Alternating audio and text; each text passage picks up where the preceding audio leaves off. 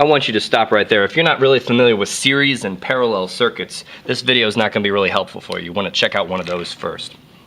But I do want to be honest with you. Sometimes on a Friday night I like to sneak downstairs after the kids have gone to bed and wrap wires together like this. I get one Christmas tree bulb, and sometimes I get 2 Christmas tree bulbs, and then I might get 3 of them and join them together. Sometimes I do 4 and even 5 Christmas tree bulbs, and then I usually like to put them on a battery. So here's my battery right there. You know these suckers are made in St. Louis, Missouri? That's my hometown.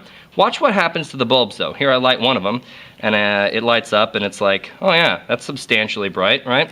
And then I get 2 of them, and these are in parallel, see? And they're pretty bright still, that's okay. And then I get 3 of them, and stuff's getting a little bit sketchier. I just don't know now. What about 4? Ready for 4? Can we handle 4? Oh, yeah, I guess they're still lighting. And then 5? Wow, 5 bulbs all wrapped in parallel. I guess they'll light, but let me remind you how bright just 1 was. This sucker right here, now that's a bulb that's lit up. So I began to suspect that maybe my battery was busted. So I put my battery onto a voltmeter, and it says, check it out right there, it says 1.5 exactly. That's what you get when you manufacture in St. Louis, Missouri. You get a battery that reads what it ought to. And then I put a bulb on. And that bulb right there, I'm gonna light up the bulb while I'm testing the voltage. Do you think it can happen? Can I do this? Ready? And it says oh shoot. It says 1.4. Look at that. It's down just a tiny bit. Is that 1.4? Hang on, let me figure this out. We got, that line's 1.25, and, oh, that would be 2.9. It's not 1.4. It's 1.45 volts. That's with 1 bulb. It measures at 1.45 volts. So each of those ticks is a half of a 1/10 of a volt. Wow, a 1/20 of a volt. Okay, so now if I've got 2 of these on, let me clip these guys on here and do a little voltage test while I'm lighting up. And now it reads even less. Wow, that's a full tick down. So that's actually 1.4 volts. Okay, 2 bulbs. 1.4 volts. Oh, shoot. Now, these bulbs are all assumed to be the same. They might not actually be. Let's try 3 volts. I'll clip that guy. 3 bulbs right here. Clip them on. Try it out. Oh, man. So here are our results for 1 bulb, 2 bulbs, 3 bulbs, 4 bulbs, and 5 bulbs. It seems like my battery sucks more the more bulbs I put in parallel on it. And I did the math for you already. What I've got here, this is something that I'm going to call terminal voltage. Not like it's the last voltage, but like it's the voltage between the 2 terminals of the battery. You got a battery right here, then this is called the negative terminal. And this guy right here is called the positive terminal. Cool, so we've got those terminals right there. And I did a little bit of math. I figured out what the resistance is, because the resistance is going to have a huge effect on the current. I know that 1 bulb is about 8 ohms of resistance. So I did the parallel, and you could check this also, but I'm thinking that 2 bulbs will then give me 4 ohms of resistance. 3 bulbs gives me 8/3 ohms, which is 2.67 ohms, and then 4 bulbs in parallel, I got 2 ohms for it, of course, and 5 bulbs is 8/5 of an ohm, which is 1.6 ohms. So I got those resistances right there, so correspondingly we're getting more and more current going through the battery, and something is dreadfully wrong. So we're gonna have to pause right here, and I'll give you another set of problems so that we can continue. I'd like you to work those problems before you go beyond. Get ready. Alright, in order for you to fully understand how these batteries are sucking when things are attached to them, I've drawn for you 4 circuits. In this circuit you've got a battery at 13.2 volts, you should just think of it as a voltage source, and then a resistor in series with another resistor, and some guy wants to know the voltage between there and there. And the same thing's happening here, and here, and here, except the voltage that's over on the right side, sorry, the resistance, is changing from 1 ohm to 10 ohms to 100 ohms. And over here, actually, I'm just gonna tear this out so you guys can see that there's resistance in here. What would I say the resistance is if there's just a break in the circuit? I guess I could argue that that resistance, let me find the right color, hang on. I'm gonna say that this isn't even the right color. Whatever. This resistance right here is infinity. That's what a break in the circuit is. Okay, so here's my point. I'm going to go on and I'm going to give you some answers for this, but they don't mean anything unless you have actually done the work. So I need you to figure this out. Again, I think you probably should do it by, finding the current that goes through the entire circuit, and then finding the voltage drop across this resistor that's right next to the power supply, and then doing some subtraction or something. Anyway, do that. We need to get answers for here, here, here, and here before we go on. Look, I tried being nice. At this point, your education is up to you. You need to solve these problems because I am not going to teach you if you're not going to put in any effort. Goodbye. Good for you. I'm glad you decided to solve those problems. So the answer then gets me, I think I see 6.6 volts on that voltmeter right there. I get a solid 12 volts right there. I get 13.1 volts right here. And over here I get 13.2 volts. When the circuit is open, I can actually read that voltage that the power supply is putting out. So I'm going to make something conceptually happen here. I'm going to put these things in cages. Like here, I'm putting this guy in a cage, and I could put a bump at the top of it, but that's the same thing I'm going to do over here. There's my bump at the top, and here's the bump at the top, because that is a battery. You need to envision a battery as having an internal resistance. Deep inside of the battery, there's resistance that you just can't get away from.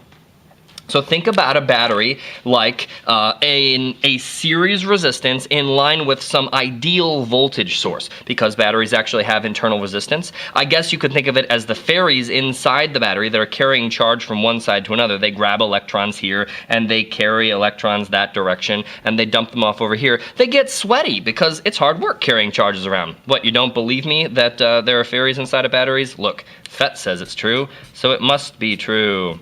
Good. So this is a lovely FET simulation like I was telling you about. Here are the electrons being pumped out of the battery and through the resistor, and they're causing some heat to dissipate in the resistor, and there's a windmill that's monitoring the current going through there. It's a beautiful simulation. Electrons going into the positive side there, but we don't know what's going inside the we don't know what's going on inside that battery until we click this link right here, show inside battery, and told ya, ferries. Check it out. And let's see. Oh, I wanted to do a whole bunch of calculations with this. If you're taking, now you've already got a feel for this. Now what number is this approaching? 6.6 if I've got 1 ohm. As the resistance external to the battery is increasing, we're approaching the actual voltage inside. So I'm going to see if we can get that result from the equations. But we first need to make some definitions. I'm going to call this resistance out here the external resistance. I'm going to call it the resistance of the circuit. So this guy right here is the resistance of the circuit. That's what I'll call it for all my arguments. This guy right here is an internal resistance. I'm going to call that the resistance internal, R internal. And this guy right here, I'm going to call the voltage EMF. I hate the term electromotive force. It's dated and it shows that people don't understand that batteries are the same thing as power supplies, and it's just a mess. Electromotive, what the heck? Anyway, the phrase still exists, and a lot of people draw this as a script E. They really do. And they call it the EMF of the battery, the oomph of the battery. But I'm going to call it VEMF in honor of those people who refuse to come up with a better name for it. So let's see, I've got the circuit resistance, the internal resistance, the EMF voltage, and also this is called the terminal voltage. Just as we saw in the intro to this video, the terminal voltage is the voltage that you can actually read on the terminals of the battery. So here's my battery like here, and it's got an internal resistance built in because of the ferries, but I'll never read the actual resistance, the actual voltage of the EMF unless I hook it up with nothing else hooked up to it. So in an active circuit, the battery does not work nearly as well. And the less resistance we have in the active circuit, the more current and therefore the greater voltage drop across the internal resistance. If I get an equation for that, then that equation, you're probably already feeling this, that the terminal voltage is the EMF voltage minus the voltage drop across that internal resistance. So I could call it minus V drop, or if I could go a little bit further, I'll say it's V EMF minus the current through the circuit times the internal resistance. I have a lot of ways that I've been playing with this equation, thinking about better ways to present it. But let's just start with that and see where we can go. Oh, I guess that one's going to turn out. Okay. So now I know one thing. I know that the terminal voltage is the actual pushing of the battery minus the current through the circuit times the resistance of that internal resistor. But this current depends on how much resistance is in the rest of the circuit. So let me get an equation for that current. I guess that's going to be the pushing of the battery again, but divided by the total resistance of the whole circuit. So that's the resistance of the circuit externally plus the internal resistance of that battery that we can't get away from. And I'm going to plug that in to up there, and I'll use, I don't know, let's say green. And the consequence of using the green will be that the terminal voltage now is the EMF. Oh, the green's terrible. Minus voltage EMF divided by the resistance of the circuit plus the internal resistance, but all of that, remember, has to be multiplied by the internal resistance again. So this lends us to do a whole bunch more math. I'm just going to throw that one away. That's just so bad. I could factor out the EMF. Wow, this is pretty bad too. I'll put these in parentheses right here. It's 1 minus, and up here I've got the internal resistance divided by the resistance of the circuit plus the resistance internal again. But if you look at this relationship right here, this thing that I'm circling in pink, we can abbreviate that. And you can check me if you think that I'm crazy, but this is actually 1 minus the resistance of the circuit over the resistance of the circuit plus the resistance internal. So I can take that and plug it into there. First of all, this 1 will cancel that 1, and this minus sign here will be canceled by that minus sign right there. So I hope you'll trust me on the next page as I write in brown this time, maybe a functional marker, I don't know. I want to say now that the terminal voltage is VEMF times, now in parentheses, I just have that thing right there, the resistance of the circuit over the resistance of the circuit plus the resistance internal to the battery. This is a good place to reflect for a moment about what the heck's going on here. This is the voltage that I read with my voltmeter. This is the voltage that I can never really know unless there's no current going through the circuit. And they're the same if this is equal to 1. So this would be equal to 1 if the resistance of the circuit was much bigger than the internal resistance. Then I just have big number over big number plus small number. That would be really close to 1. It approaches 1. That means, let's see, goes to 1 as our circ becomes way bigger than the internal resistance. And that's reasonable. If I have a resistance that's actually infinite, then the voltage of the EMF will actually appear as the terminal voltage of the battery. But I could also say that this goes to 0 as the resistance internal becomes much greater than the resistance of the circuit. Oh, so that's the problem. If I try connecting it to a very, very low resistance, like shorting out the battery, if I short out the battery, I suppose that that battery will struggle to keep its voltage on. And I'm going to do a little video that actually shows whether the batteries heat up when they're shorted out. I wonder if they would. I kind of guess that they might, right? Because there'll be a lot of current going through. And the terminal voltage will appear to be very low because I've connected the two terminals with a battery, with a wire. Boo, so of course they will be really low. That's a nice place to go. I'm going to go on and just chat a little bit more about what we can do with this. I was thinking I might also solve it for something else. So I'm going to take this guy and multiply both sides by it and divide by the terminal voltage. So that gives me that the internal resistance plus the resistance of the circuit is VEMF, that's that guy right there, times the resistance of the circuit, and now I have to divide it by the terminal voltage. And of course I'm trying to solve it for the resistance internally.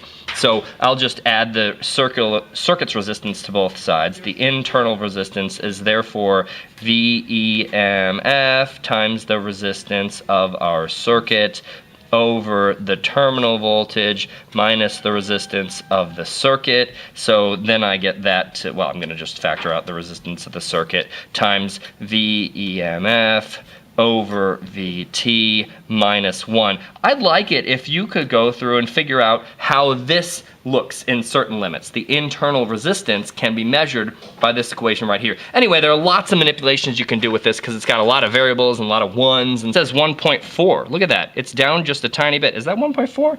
Hang on, let me figure this out. We got that line's 1.25, and oh, that would be 2.9. It's not 1.4, it's 1.45 volts. That's with one bulb.